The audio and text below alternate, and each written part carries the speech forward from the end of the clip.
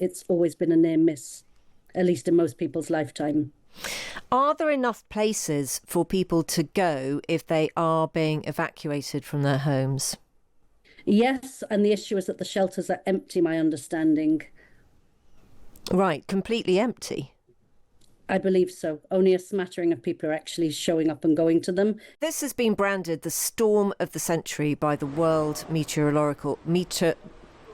the weather organisation in the world, with winds reaching 175 miles per hour.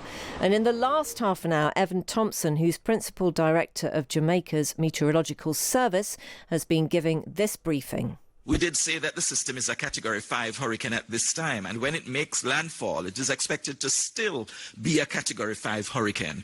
That means it will cause catastrophic damage, life-threatening damage. There is very little that can stop a Category 5 hurricane. And regardless of the where you are in the parish of Westmoreland or St. Elizabeth, if you are under the impact of those Category 5 hurricane force winds, you will be having significant difficulty even with infrastructure that's in the area. There's such stark warnings being given, aren't they, ahead of hitting landfall? This is Hurricane Melissa on its way. The Foreign Office is calling for British citizens in Jamaica to register their presence ahead of the anticipated catastrophic impact. Michaela Menezes is a British woman originally from Cheshire, living in the Jamaican capital of Kingston, and she joins us now. Michaela, thank you very much for talking to us this afternoon, because I'm sure there's a lot of stuff that you need to be doing. Can you tell us about conditions there on the ground? Are you safe, and are you going to have to leave your home? I've seen better days. We are safe. We are fortified. We are in a hotel that has generators, hurricane glass and water tanks. Yes, none of those things are foolproof, but at least it goes some way to keeping my family safe. You've lived in Jamaica for 14 years now, I know. Have you ever seen anything like this in terms of the preparations and the warnings being given? Absolutely not. We had a close call with Hurricane Beryl last year, and a lot of learnings were taken from that. It did not make a direct hit, but we did see damage. We experienced a lot of infrastructure fall apart. I believe there have been a lot of learnings from that, but nothing can prepare an island like this for something of that magnitude. We have been reporting that some people are very unwilling to leave their homes in what are predicted to be the worst affected areas because they're worried about looting. They are just plain old worried. Is that going to prove to be a very difficult thing for the authorities? Absolutely, and it's very much cultural in that it is a culture that is very independently minded, very strong-minded, and very bullish and hard to convince. There is, of course, a strong feeling that God will take care of us. It's a deeply Christian society, and a suspicion of the authorities. So nobody wants to be rounded up and taken to the shelters that are scattered all across the island. But the warnings have been so stark, haven't they, Michaela, that actually if you stay in these places, the authorities simply won't be able to help you if it becomes a life and death situation. Absolutely correct. And I think that nobody had expected it to have this outcome because it's always been a near miss, at least in most people's lifetime.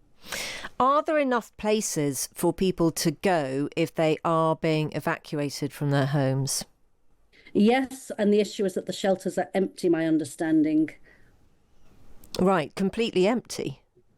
I believe so. Only a smattering of people are actually showing up and going to them. People would rather stay in their house and resort to their traditional methods, such as boarding up their windows, battening down their roofs, etc.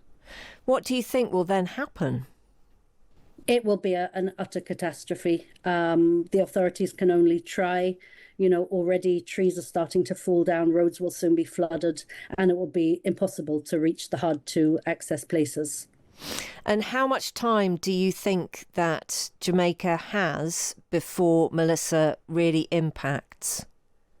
I believe it's due to make landfall, in Westmoreland. And again, the trajectory is changing all the time, but any time within the next couple of hours. But I'm not sure of that because I've been in meetings, so I haven't actually checked, but I believe that is the case. Sure.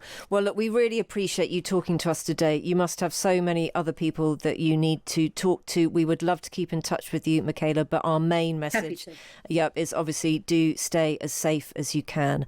We were talking there to Michaela Menezes, who is a British woman originally from Cheshire but has been living in Kingston for some time now. Let's also talk to Liz Stevens this afternoon, who's an expert in climate risks at the University of Reading. Liz, can you just put into context what might be about to happen with Hurricane Melissa? It's very easy to get a bit carried away with the biggest storm ever, the biggest thing on the planet. What are we talking about here? Sure. Well, I think what we can say is that this is going to be an unprecedented storm for Jamaica, not just in terms of the category of the wind speed. So it is a Category 5 storm, as you said, but also because it is incredibly slow moving. And we don't mean moving in terms of the wind speeds, but in terms of how that center of the storm is tracking along. Because it is slow moving, that the rainfall is really going to accumulate from this storm. So once it gets over Jamaica, the time period in which it stays there for is going to lead to those higher rainfall accumulations. Alongside that, we'll see the storm surge along the coastal areas, but also flash flooding and potentially landslides as well. It's impossible to predict exactly where those landslides would be, but we're expecting catastrophic impacts from a storm of this nature. Can you put some facts and figures on that for us? When you talk about the rainfall, what kind of impact are we talking about there?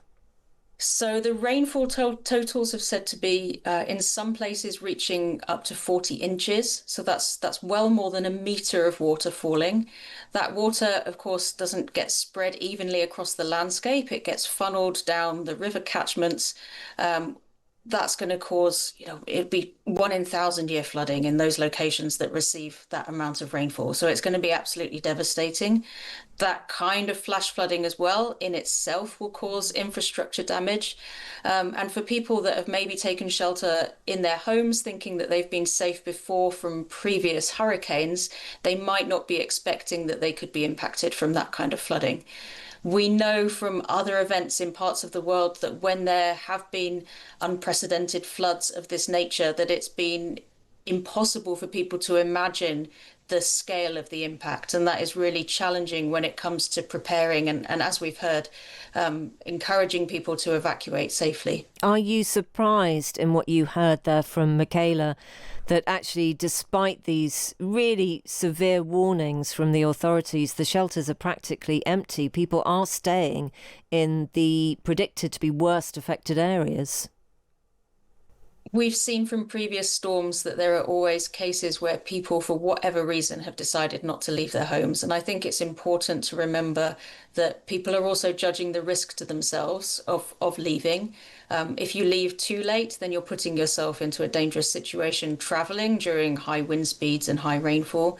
But also I've seen news reports that people may be fearful about the conditions inside those shelters as well, maybe in terms of violence against women, for example. So there are reasons why people choose not to evacuate, but it's up to the authorities really to allay people's concerns and try to encourage the safest course of action. Yep.